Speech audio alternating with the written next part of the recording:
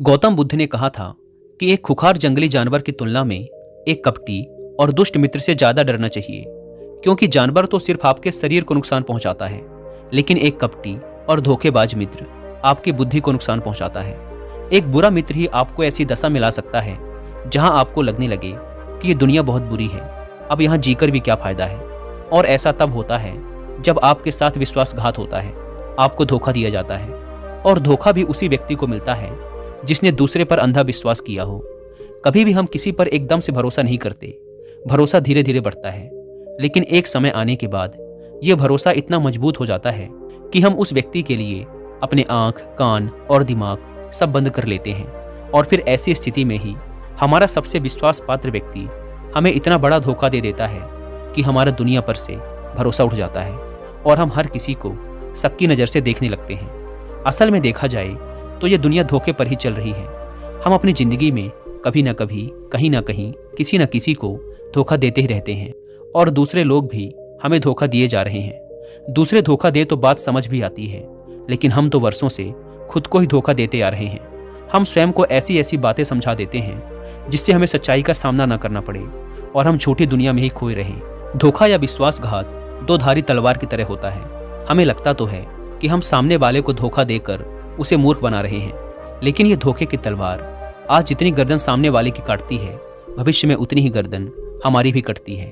दोस्तों, आज की इस बौद्ध कहानी के माध्यम से जानेंगे कि हम खुद को धोखे या विश्वासघात से कैसे बचा सकते हैं, और वीडियो के अंत में हम ऐसी 10 निशानियों के बारे में भी जानेंगे जो एक धोखेबाज और झूठे व्यक्ति में पाई जाती हैं।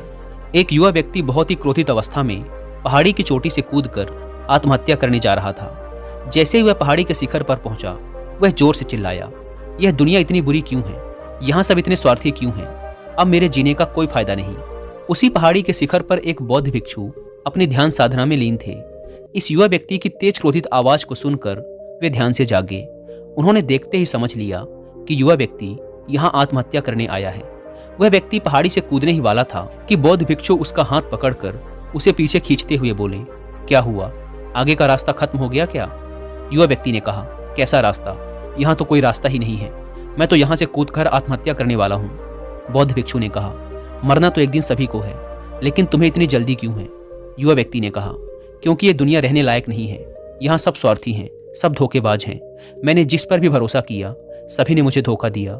मेरे सगे भाई ने मुझे धोखा दिया, मेरे मित्रों ने मुझे धोखा दिया, लेकिन आज तो हद ही हो गई। मेरी पत्नी ने भी मुझे धोखा दे दिया। वो एक अमीर व्यापारी के साथ चली गई। इतने सारे धोखे मिलने के बाद अब मेरा इस दुनिया में जीने का कोई मतलब नहीं। इस स्वार्थी दुनिया में कोई भी भरोसे के लायक नहीं, इसीलिए मैं आत्महत्या करने जा रहा हूँ। बौद्ध भिक्षु ने कहा, क्या तुम स्वार्थी नहीं हो? क्या तुम पर भरोसा किया जा सकता है? व्यक्ति ने कहा, मैंने आज तक किसी को धोखा नहीं दिया, किसी के साथ विश्वासघात नहीं किया।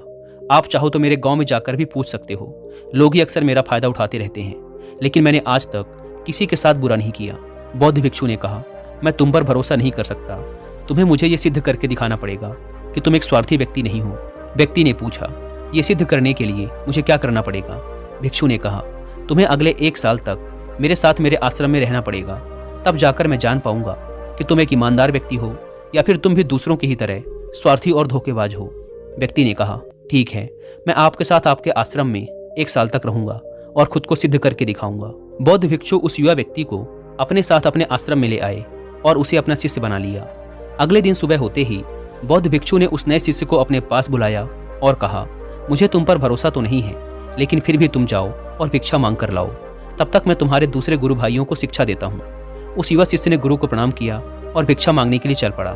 उसने आज से पहले कभी भिक्षा नहीं मांगी थी, इसीलिए उसे भिक्षा मांगने में बड़ी तकलीफ हो रही थी। उसके मुंह से भिक्षा के लिए शब्द नहीं निकल रहे थे। उसका अहंकार उसे भिक्षा मांगने से रोक रहा था, लेकिन उसके अंदर एक अहंकार और उमड़ रहा था, गुरु को गलत सिद्ध करने का अहंकार। इसलिए उसने भिक्षा मांगी और उस भिक्षा को लेकर वापस गुरु के पास पहुंचा। उसके हाथ में भिक्षा देखकर गुरु ने कहा, तुम कुछ तो भरोसे के लायक हो। मुझे लगा था कि तुम भिक्षा नहीं मांग पाओगे, लेकिन तुमने मुझे गलत सिद्ध कर दिया।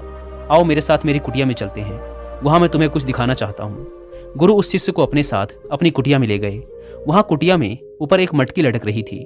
गुरु ने मटकी की ओर इशारा करते हुए कहा, उस मटकी को देख रहे हो? उसमें जहर रखा हुआ है, और जहर भी ऐसा है कि अगर किसी को दे दो तो व्यक्ति बड़े आराम से मर सकता है और किसी को पता भी नहीं चलेगा। कि उसकी मौत कैसे हुई।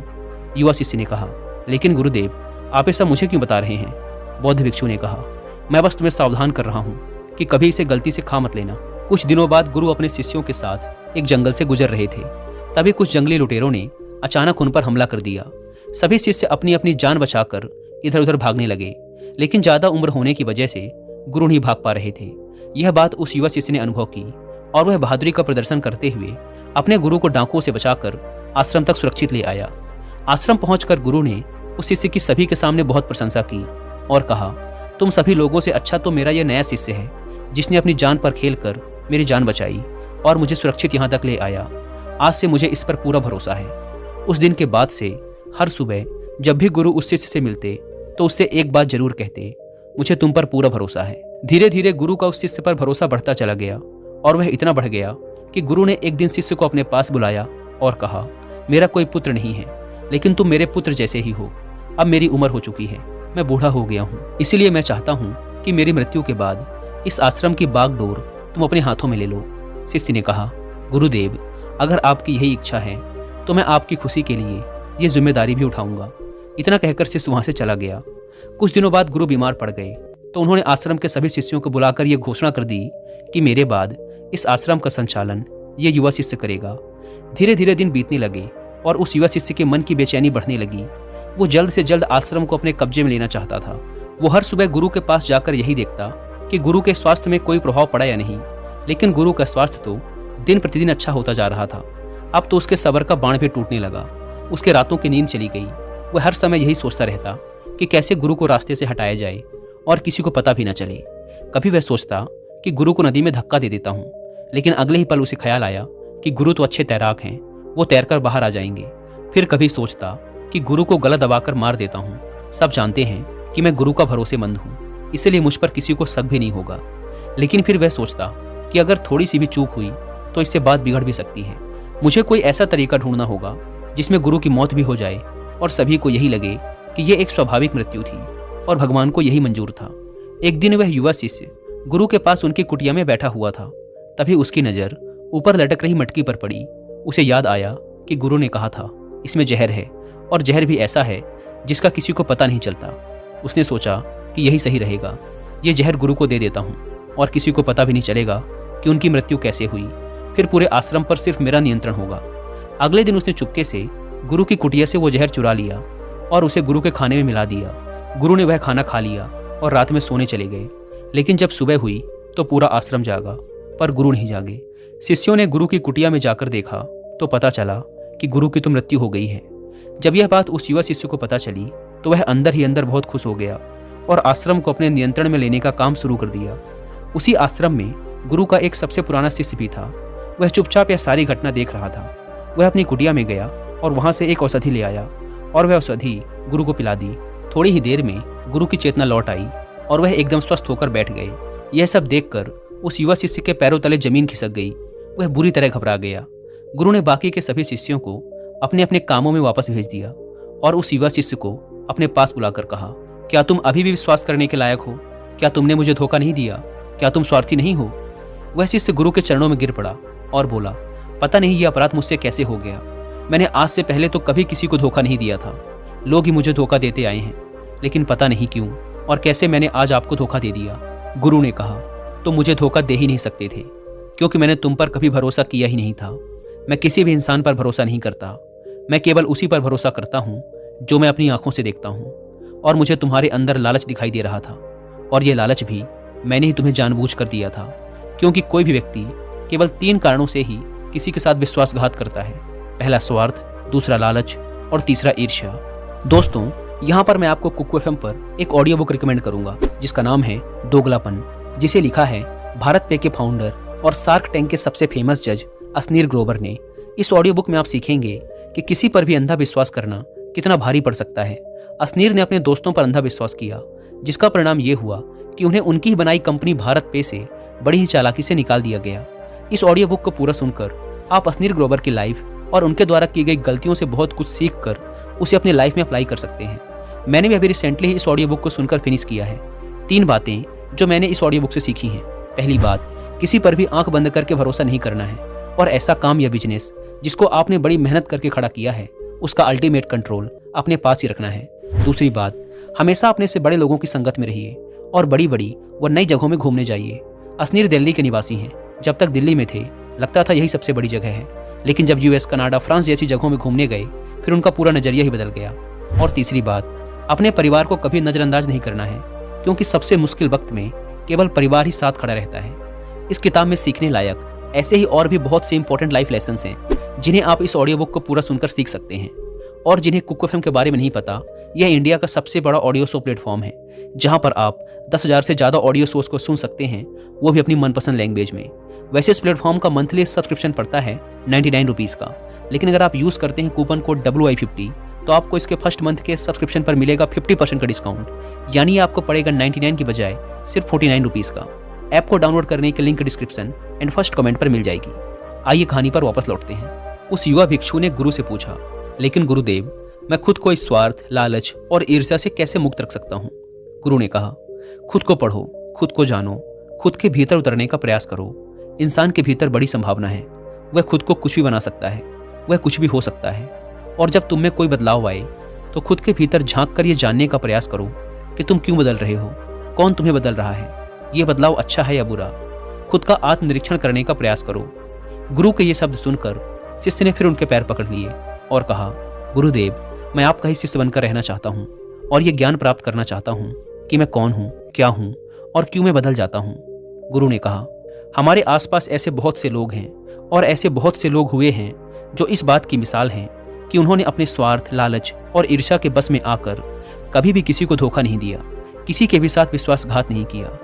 धोखा इंसान तभी देता है जब उसे लगता है कि जो वो कर रहा है उसे कोई देख नहीं रहा और भविष्य में भी किसी को उसका पता नहीं चलेगा और जो वो कर रहा है वही सही है। हालांकि पकड़े जाने के बाद खुद को बचाने के लिए वो तर्क और दे देता है कि मैं तो कुछ कर ही नहीं सकता था, मेरे पास यही आखिरी रास्ता बचा था, मैं मजबूर था। लेकिन हर धोखे के पीछे की सच्चाई यही है कि व्यक्ति उसे जानबूझकर अपने फायदे के लिए करता है। गुरु ने शिष्य की आंखों में देखते हुए कहा, याद रहे, हम जब भी किसी को धोखा देते हैं तो हम उसकी आंतरिक चेतना को ठेस पहुंचाते हैं और वह इतनी बुरी तरह आहत हो जाता है कि उसका किसी पर भरोसा नहीं रह जाता और वह अंदर से बहुत दुखी और खुद को बड़ा अकेला महसूस करने लगता है। इसीलिए अगर तुम चाहते हो कि तुम्हें कोई धोखा न दे पाए तो अपनी आंख, कान और दिमाग को खुला रखो। लोगों पर भरोसा तो करो, लेकिन इतना भी भरोसा मत करो कि वो तुम्हारा फायदा उठाने लग जाएं। हमेशा अपने सबसे महत्वपूर्ण कामों का नियंत्रण अपने हाथ में रखो और कभी भी अपने जीवन की बागडोर किसी दूसरे के हाथों में मत दो। और बीच बीच में खुद की भी जांच पड़ताल करते रहो कि जिस धोखे से तुम बचना चाहते हो कहीं वैसा ही धोखा तुम तो किसी दूसरे के साथ नहीं कर रहे हो। और अगर फिर भी तुम्हें कोई धोखा दे तो निराश मत होना, क्योंकि हर एक धोखा इंसान को कुछ न कुछ सिखा कर ही जाता है। धोखा खाने के बाद इंसान पहले से भी कहीं ज़्यादा सतर्क और समझदार हो जाता है। इसीलिए सिर्फ एक धोखे की वजह से खुद की जिंदगी को बर्बाद मत करो और इसे एक सीख समझकर आगे बढ़ जाओ। गुरु ने कहा, ये 10 निशानियां हैं एक धोखेबाज इंसान की, एक चालाक इंसान की, जो तुम्हें धोखा दे सकता है, तुम्हारे मन की शांति तक छीन सकता है और तुम्हें निराशा के गहरे सागर में डुबोकर तुम्हारी जिंदगी तक खत्म कर सकता है। पहली निशानी, जो इंसान धोखेबाज होगा, झूठा होगा, वो तुमसे सब कुछ छुपाएगा। तुम्हें उसके बारे में दूसरे लोगों से पता चलेगा और जब तुम पूछोगे तो बोलेगा कि बताना ही भूल गया। उसके साथ बहुत लंबा वक्त बिताने के बाद भी तुम्हें उसके बारे में कुछ खास पता नहीं होगा कि वो तुम्हारे बारे में सोचता क्या है, उसके जीवन में क्या चल रहा है। तुम हमेशा उसके बारे में दुविधा में ही रहोगे, क्योंकि वो तुमसे हर एक बात छुपाएगा, क्योंकि वो एक सच्चा इंसान है ही नहीं। एक सच्चे इंसान को कोई परेशानी नहीं होती अपने बारे में बताने में, वो लगभग हर एक बात तुम्हारे साथ साझा कर लेता है। लेकिन जो धोखेबाज होगा वो बड़ी सावधानी से चलता है।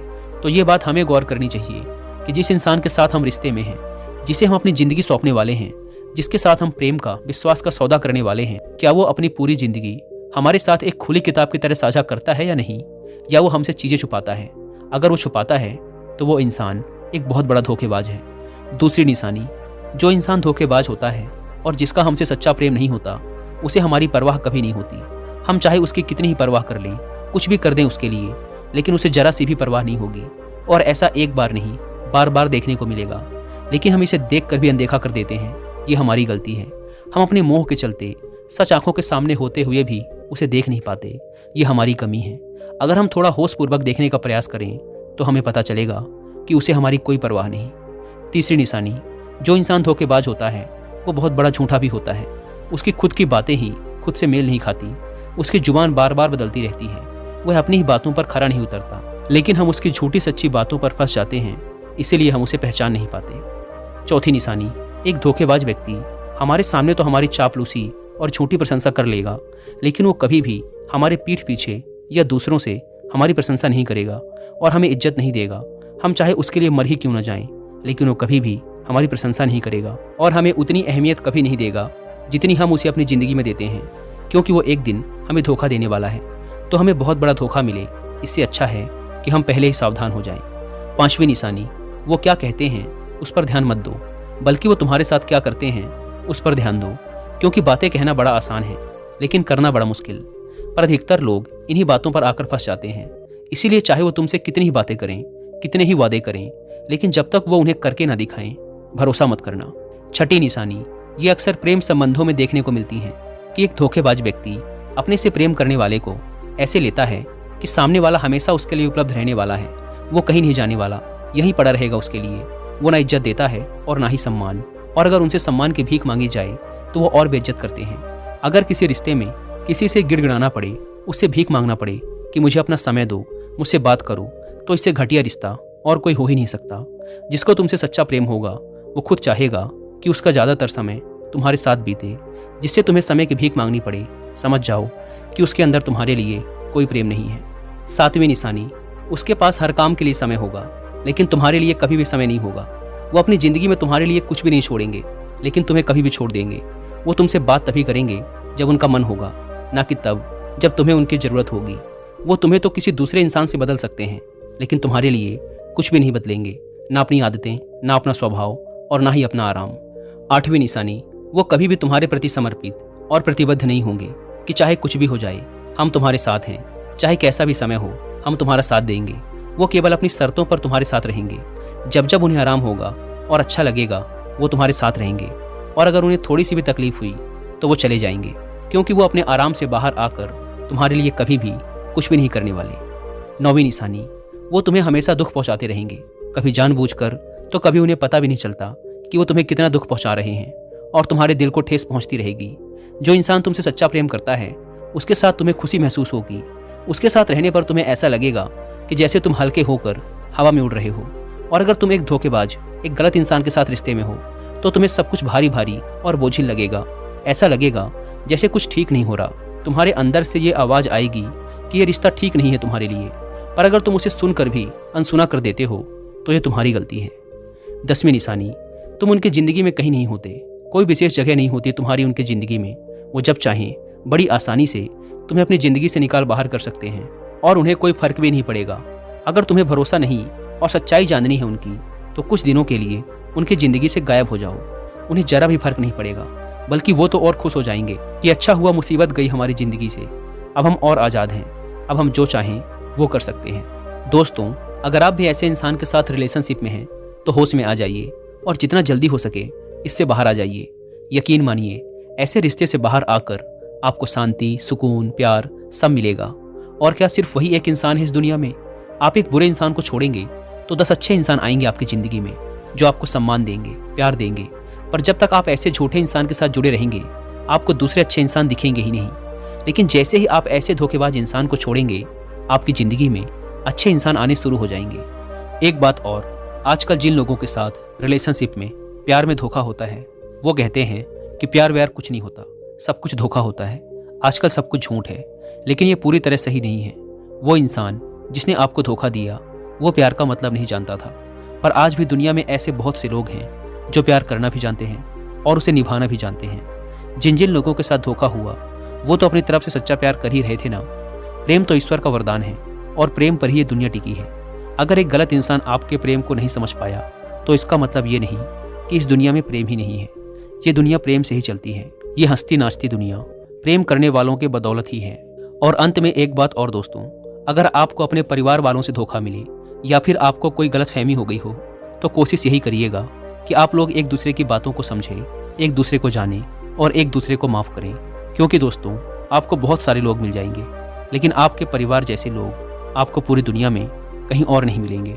हाँ, उनकी बात अलग है जो आपके परिवार से थोड़े बाहर के लोग हैं, जैसे आपका मित्र, कोई दूर का सगा संबंधी या फिर कोई पड़ोसी, लेकिन परिवार के लोगों को माफ़ करने में ही समझदारी है। दोस्तों, मुझे उम्मीद है कि आपको ये वीडियो पसंद आई होगी।